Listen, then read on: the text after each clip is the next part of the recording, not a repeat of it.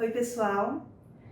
Vocês sabiam que, conforme pesquisas realizadas pelo INCA, Instituto Nacional do Câncer, estima-se que por ano sejam diagnosticados 11 mil novos casos de câncer cerebral? Pois é por isso que hoje nós vamos receber no nosso canal o neurocirurgião Dr. Júlio Pereira, para nos ajudar a conversar mais sobre câncer cerebral.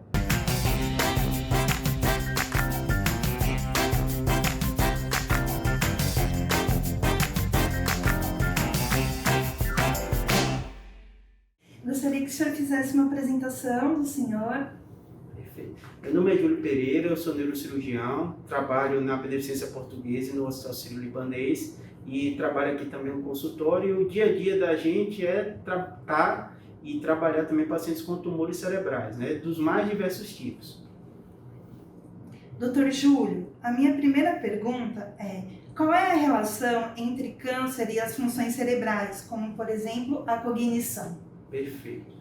A grande questão quando a gente fala do cérebro, que sem dúvida nenhuma é o centro do nosso corpo, né, que coordena o movimento, coordena o raciocínio, né? E no ser humano, diferente dos outros animais, a gente tem um grau de complexidade muito maior. Então, quando a gente fala, né, da questão emocional, da linguagem, tudo isso vai envolver o cérebro. Então, quando o paciente tem um tumor cerebral, a maior preocupação dele é justamente essa. Eu tenho risco de perder alguma função, que função vai ser essa, onde está meu tumor? E a gente, neurocirurgião, pensa assim também, tenta entender onde está o tumor e as possíveis consequências. Dr. Júlio, no meu caso, eu tenho um tumor no lobo frontal direito. Quais as funcionalidades dessa região? O senhor poderia usar um cérebro para... Isso sim. Assim, o que acontece? A gente divide o cérebro para facilitar e para explicar também ao paciente áreas eloquentes e áreas não eloquentes. Então a gente tem a região frontal, que é daqui, o lado esquerdo, que tem um grande problema quando você tem um tumor do lado esquerdo, porque é só pela linguagem. Então a gente considera a região frontal esquerda, especialmente nesse local aqui, como área eloquente. A direita não. Então é um local, obviamente que todo local do cérebro tem uma função, há um risco na cirurgia, mas é uma área não eloquente. Então, para o procedimento cirúrgico, para a cirurgia, é um risco menor de perder alguma funcionalidade. A não ser quando está na parte pré-central, que é justamente essa pela área motora. Então, a depender da extensão do tumor, tem esse risco relacionado à motricidade. Mas a região seria essa aqui. Vai dessa pontinha aqui até o sul. Esse aqui, ele abre. Aí, a região frontal, ele estaria aqui. Então a gente já viu a parte aqui lateral e aqui tem a porção medial. Aí a depender da porção medial, a mesma coisa. Tem a região mais profunda da região frontal, que é mais arriscadinha por causa desses vasos, essas coisas. Entendi. Então quando o senhor faz uma cirurgia para retirar o tumor, quando o senhor considera um tumor inoperável, é porque ele já está muito infiltrado, muito enraizado. Perfeito. Quando a gente fala isso, o que acontece? Toda cirurgia, quando a gente fala do frontal, ele tem os limites dele. Qual o grande problema dos gliomas? É que tumor que nasce no cérebro e normalmente ele vem das células auxiliares, das células da glia. Por isso que a gente chama oligodendroglioma. São nomes tão difíceis, né? Isso. Gliomas, tumores gliares. Então não é propriamente do neurônio, e sim dessas células auxiliares. E muitas vezes, como essa célula está em todo o cérebro, o tumor vai crescendo, ele cresce lentamente, ele vai dando pouco sintoma, e às vezes quando a gente descobre, ele está muito infiltrado. Então, quando ele pega nessa região como corpo caloso, então o risco de você tirar e lesar as fibras é muito grande. Então, o médico diz, esse tumor daqui é inoperável a ressecção completa. Então, eu vou fazer uma ressecção parcial para manter a funcionalidade da paciente, não inserir novos déficits, e você vai naquele limite. E hoje a neurocirurgia avançou muito, porque a gente tem a monitorização intraoperatória. No caso do seu caso, como a região frontal, você fica muito preocupado com a motricidade. Então você vai até o limite que é possível, tentando levar o mínimo dano para o paciente. E onde ficam as glias? Isso. As células gliais, o que acontece? A gente tem a substância cinzenta e a substância branca. A substância branca é justamente que tem essa parte do axônio e as células da glia, mas elas estão em todo o cérebro. Entendi. É como se fossem as células que levam sangue, levam suprimento, levam energia. Então o neurônio precisa disso, essas células vão estar levando isso. Por que não se fala de câncer cerebral? Perfeito, né? A gente estava conversando até nos bastidores antes de começar, né? Tem algumas doenças que elas são raras, né? Por mais que a gente fale dos números tão altos, né, 11 mil, como você falou, né, tem estatísticas americanas também com número alto, quando você compara com as outras doenças, há muito maior interesse público em doenças mais comuns. Então, quando a gente fala de tumor, câncer de mama, destaca, câncer de próstata. Então, são tumores que tanto no homem como na mulher têm incidência altíssima, né? Os tumores cerebrais, eles são tumores raros, então, estatisticamente, a gente considera raro, mas como até a importância do seu canal, né? Não é porque uma coisa é rara que ela não deve ser falada. Porque tem uma grande questão com o tumor cerebral, principalmente como os que você fala de glioma de baixo grau, que o paciente tem uma sobrevida muito grande, ele vai viver muitos anos, ele vai ter os objetivos de vida, ele vai cumprir metas, né? Ele vai ter a doença. Então hoje é um debate muito grande, né? Quanto é relevante a informação. Porque a maioria das pessoas, né, tem pouquíssimo material na internet, em especial, como eu estava falando até antes de começar a gravar com você, né, de pacientes. Porque o que você está vivendo não é o que eu vivo como médico, né? É uma experiência realmente única e realmente só quem está passando consegue imaginar o que acontece na cabeça, mudança de plano de vida, né? Todos esses aspectos. E existe uma prevenção a ser feita? Perfeito. Houve um debate muito grande e ainda está acontecendo de por que a incidência tem aumentado, né? Então, quando se olha lugares como Brasil, Europa também tem esse debate, tiveram várias hipóteses, alguns até aventaram a questão de celular, de ondas eletromagnéticas, nada disso foi comprovado, de aumento da incidência. O que tem acontecido é os tumores eles estão sendo controlados cada vez melhor no resto do corpo e a metástase se destaca. Então, cada vez tem visto mais metástases. Segundo aspecto, os exames de ressonância eles se popularizaram. Então, antigamente, muita gente morria nem sabia do que morreu. Ah, ele estava bem, de repente caiu e morreu. Então, muitos desses casos eram tumores, eram outras doenças. Então, o aumento dos exames de imagem é algo fantástico, porque quanto menor você descobrir um tumor, como você disse, quando você fala que o tumor é inabordável, poderia ter descoberto antes e ter feito o diagnóstico. O grande debate que tem em saúde pública é, não existe exame preventivo nem triagem para tumor cerebral. Você só faz o exame quando o paciente tem uma sintomatologia. O que acontece do gap no Brasil na saúde pública é que muita gente não tem acesso ou demora muito de fazer os exames. Então aqui em São Paulo, né, que é onde a gente está aqui, a saúde pública é um pouquinho melhor, mas ainda há uma demora de fazer exame. Se eu pensar em locais como eu sou baiano, no Nordeste, esses lugares, tem pacientes que esperam meses, 6 meses, 1 ano para conseguir fazer um exame de imagem. Como estão os tratamentos e pesquisas referentes ao câncer cerebral no Brasil e no mundo? Perfeito. O que acontece? Os tumores cerebrais, de um modo geral, teve um avanço muito grande, né? Tem muitas medicações que foram descobertas e são usadas para outros tipos de tumores e que têm sido feitos trás nos tumores cerebrais e têm avançado. Então, qual o grande avanço que aconteceu nos últimos anos? Avanço nas cirurgias, então elas estão mais seguras. Antigamente, quando você fala em operar o cérebro, talvez aconteceu isso com você também, com sua família, as pessoas achavam que iam morrer. Ia para a sala de cirurgia, tinha um risco muito grande de morrer. Então, as pessoas, paciente ainda meu hoje, eles têm esse medo muito grande, né? Ou ficar em cima da cama, ou mudar a personalidade, ou ficar vegetativo, né? Houve um avanço muito grande na cirurgia, nas técnicas, né? Houve um avanço muito grande também nas medicações, mas todo mundo ainda fala muito isso, ainda falta aquele tratamento que a gente vai falar a palavra de cura, na maioria dos tumores cerebrais. Então, tanto os glioblastomas, né, os tumores de baixo grau, muitos desses você consegue controle, mas a pessoa está convivendo ainda com a doença. O que tem acontecido muito debate é porque são doenças genéticas, né? A pessoa nasce com uma tendência ou aconteceu uma mutação, então pode ser radiação, né, uma série de coisas, e ela desenvolveu o tumor.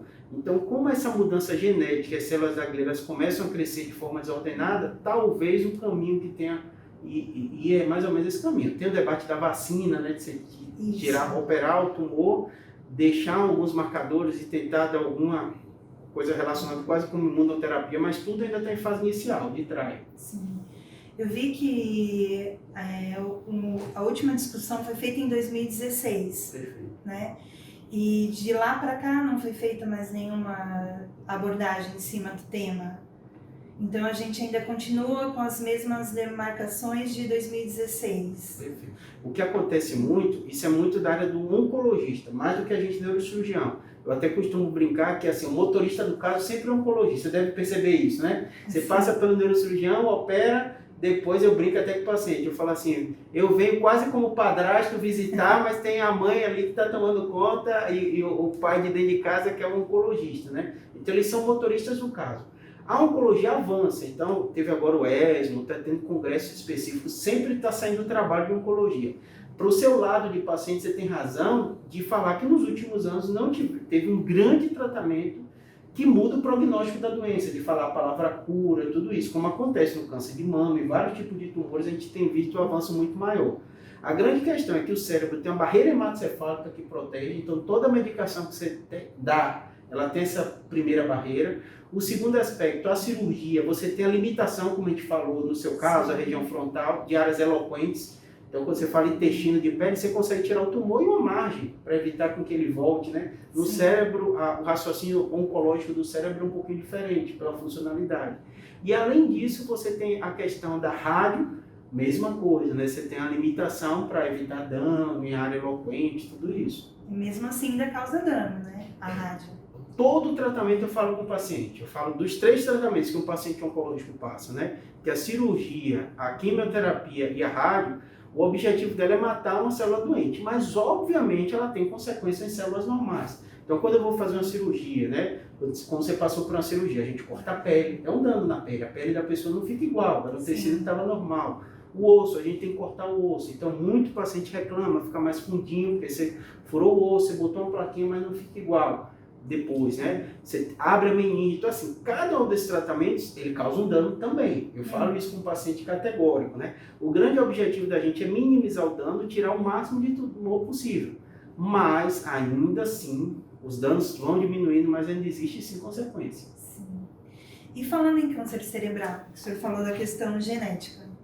É uma questão genética, assim, familiar, é uma questão genética, eu não sei nem como pronunciar, mas é uma questão, por exemplo, no meu caso, minha, ou como que a gente pode assim, responder isso para as pessoas de casa? Perfeito. A maioria é esporádico, que eu digo que é o mais cruel, porque assim, toda vez que acontece alguma doença, você quer saber o porquê aconteceu isso comigo, né? Então, por exemplo, eu sou meio gordinho, então se a pressão tá alta é porque ele comeu demais, Você não tem fé? Ou alguma coisa assim, né? Então sempre a gente vai atrás de uma causa, né? As doenças que, como o tumor cerebral, como você deu o seu exemplo, tudo isso, que não tem uma informação ambiental tão clara, pulmão, você fumou, você tem um risco de câncer de pulmão, quem fuma sabe disso, né? No cérebro não tem, então a maioria são mutações esporádicas. A causa familiar tem síndrome, Turco e outras, mas é o raro do raro. Então o que eu noto no dia a dia lidando com o paciente é, primeiro aquele baque da doença, depois que passa o baque da doença, passa a cirurgia, a pessoa pergunta o porquê comigo. Né? E o porquê comigo, ela não encontra causa ambiental. Alguns pacientes se questionam da busca pelo tratamento. Ele fica, eu senti uma dor de cabeça ano passado, se eu tivesse procurado antes, será que estava menor? Eu costumo dizer assim, é difícil, porque dor de cabeça é um sintoma comum, né? Então você tem que ficar atento realmente à sintomatologia, procurar seu médico, mas a sua pergunta mesmo do que causa, hoje em dia a gente fala esporádico. Tem um artigo muito bom, depois eu vou ver se eu encontro e mando para você, que é de um jornal, New York Times, ele chamava do fator azar. O que ele chama de fator azar? Justamente a gente vai atrás de uma causa, de uma grande explicação, e alguns tumores eles são mutações esporádicas, que até hoje a gente, médico, não sabe dizer qual pessoa vai ter e quando vai ter. Por isso que hoje você opera o tumor e manda para toda a avaliação genética. Sim. Eu costumo dizer que é a vida sendo a vida. Perfeito. Não é? Eu falo com todo paciente quando tem esse baque como você, e talvez você passou por esse processo, somos seres biológicos, seres finos. Então, hoje você está com sua doença, está tratando, eu não sou sadio. Nunca fui internado, nunca tive problema nenhum de saúde, mas um dia vai acontecer comigo. Sim. Então, assim, todo ser biológico vai ficar doente e a gente não sabe o que é. Quando a doença é comum, por a gente ser social, a gente conversa com os outros. Então, minha esposa teve um pai que infartou e faleceu com 60 anos. Então, se eu infartar, já tem uma história familiar próxima. Sim. Então, você está mais preparado para aquilo, você aceita melhor. Então, toda vez que o tumor é raro, a pessoa fica perdida. Daí a importância do seu canal, porque a pessoa diz assim, acontece. E como eu reajo a isso, né? É diferente da obesidade, diferente da diabetes, que todo mundo conhece muita gente. Sim. Mas eu falo que antigamente o tumor só tinha nome. Isso. Então, por exemplo, você botar seu canal, tumor cerebral, resolveu. Para a maioria das pessoas isso vai bastar. Como você está vivendo isso, você percebe que não basta, né? Não. Você sabe que o tumor tem nome, tem sobrenome, eu até falo que tem apelido. Sim. Então tem os marcadores, então é de pior prognóstico, não é, qual tipo é, qual a chance de recidiva, qual local, qual o tamanho, tirou tudo, ficou resquício. Então, assim, é tanta informação, né, que a cabeça de quem não está acostumado fica em parafuso. Em relação a tratamentos alternativos, O que o senhor tem a dizer sobre o canabidiol? Perfeito. Tem acontecido uma mudança muito grande, né? Eu digo que todas as drogas elas vieram meio da natureza, só que tem algumas medicações ou drogas que ela tem um preconceito social muito grande, né? O canabidiol foi uma delas, que houve um debate muito grande se pode, não libera, tem a questão do uso recreativo, tudo isso, né? Mas eu falo para todo mundo assim, o bom da ciência é isso, né? Uma coisa objetiva e você tenta tirar esses seus preconceitos e imaginar. E tem havido um avanço gigantesco. Nos Estados Unidos, eu morei um ano lá, isso em 2012 para 2013, já havia o uso. Sim. Então, a maioria dos estados lá já usa, não só no aspecto de dor, que aqui no Brasil está crescendo muito o uso de dor, já tem centros especializados nisso. Há uma dificuldade muito grande, porque o plantio, tem um debate sobre o plantio e tal, então tem que importar, então são muito caros, né? Mas tem havido cada vez mais. Não é minha grande área de atuação, nem minha grande área de interesse, nem eu costumo prescrever muito, mas eu trabalho muito com o médico da dor, que tem usado bastante, né? E quando você lê trabalhos científicos, até na questão da ansiedade. Sim. Então, óbvio que tem várias substâncias, não é tanto minha área de interesse, mas assim, é algo que veio para ficar, não tenho dúvida nenhuma. Daqui a cada vez mais a gente vai estar falando do tema, acho que ainda está na barreira social, do preconceito, sim, da questão que muitas décadas a gente ouve falar como uma coisa ruim, né? Que vai trazer prejuízo, como uma droga, né? Então, isso, assim, eu acho que o debate, desde o recreacional, mas que não é minha área de interesse, vai evoluir muito. Nos Estados Unidos tem evoluído, né? Mas sim, na área médica eu acho que vai ser algo, já tem evidência, né? Sim. Então acho que hoje em dia me perguntar qual o debate, eu fiz, hoje já tem evidência que funciona. Tem revisões da Cochrane, né, que são, vamos dizer, médicos que analisam o que a literatura já trouxe. Então, para dor é algo que já tem evidência científica quanto a isso e tem crescido muito das outras áreas. Óbvio que aí tem um tipo de substância, tem umas mais danosas, outras. Então, assim, esse debate técnico de cada uma das substâncias eu ainda não é tanto minha área de atuação, né? Mas para mim veio para ficar, não tem muita discussão. Acho que daqui a alguns anos a gente vai rir do demora que se teve para aplicar essas técnicas por questões sociais e outras. Justamente, porque eu li um artigo de um médico dos Estados Unidos falando sobre a ação no câncer cerebral, canabidiol no câncer cerebral, na diminuição. Perfeito. Hoje em dia, para o tumor cerebral, tem muito trial de muita coisa. Então, todo paciente que tem um tumor cerebral, ele chega muito para mim assim, li o artigo, eu falo assim, nos Estados Unidos eles têm trials. Então, é diferente daqui, por exemplo, quando eu estava morando lá, você até estranhava, porque a pessoa tinha um tumor, ela viajava para o centro que estava fazendo um trial desse tipo de droga. O que seria um trial? Um trial seria um estudo de fase inicial. Você pega pequeno... A gente está ouvindo muito por causa do coronavírus e diz, é pesquisa clínica, como é? Então você pega pequenos grupos de pessoas e começam a dar medicação. Então se você tem uma doença sem cura e de repente alguém está fazendo uma pesquisa potencial disso, eles vão estudar sobre isso. Diferente daqui, lá tem indústria muito forte. Então às vezes está em fase inicial de trial, a indústria toda está debatendo o tema. Não é que é uma coisa ruim, é porque o raciocínio é um pouquinho diferente. O Brasil, infelizmente, eles participam de fase de medicação só fase 3. É que nem o coronavírus, né? Você viu que agora que já está na fase 3, começou a aplicar pessoas aqui no Brasil. Sim. Lá fora eles fazem na fase inicial. Então, se alguém inventa a hipótese de será que funciona para o tumor cerebral, alguém diz que tem uma plausibilidade biológica, eles fazem pesquisas em animais e vê que não causa um grande dano, aí eles partem. Então, se você, depois o pessoal também está assistindo, for curioso, joga no Google Clinical Trial, que é o número em inglês. É fantástico, porque você bota o nome de sua doença, rara que for, ele bota quais centros dos Estados Unidos têm pesquisa clínica aberta. Então, o americano, ele lê inglês, então ele vai ler Clinical Trial, vai entender tudo, ele manda um e-mail para o centro e vai. Uma coisa que no Brasil, né, a gente não tem acesso a isso, mas lá é muito comum isso. Eu estava vendo, por exemplo, no Oncologia, que de câncer de mama nós temos mais de 6.000 pesquisas. Contra câncer cerebral, nós temos aí, não chega a 100. Pra você ter ideia, saiu também no Times, a indústria farmacêutica que ela mais investe é câncer, disparado no mundo inteiro. Depois vem as doenças de Alzheimer e outras doenças sem cura. Então, assim, lá é muito trial sobre esses temas. Entendi. Muito obrigada. Então, tá bom. Obrigada. No próximo vídeo com o Dr. Júlio, nós vamos falar sobre assuntos muito importantes. Dentre eles, um assunto que está bem dentro da atualidade, que são os riscos do Covid para o nosso cérebro. Fique ligado! Enquanto isso, se inscreva aqui no nosso canal, curta esse vídeo, compartilhe ele nas suas redes, siga a gente e um beijo!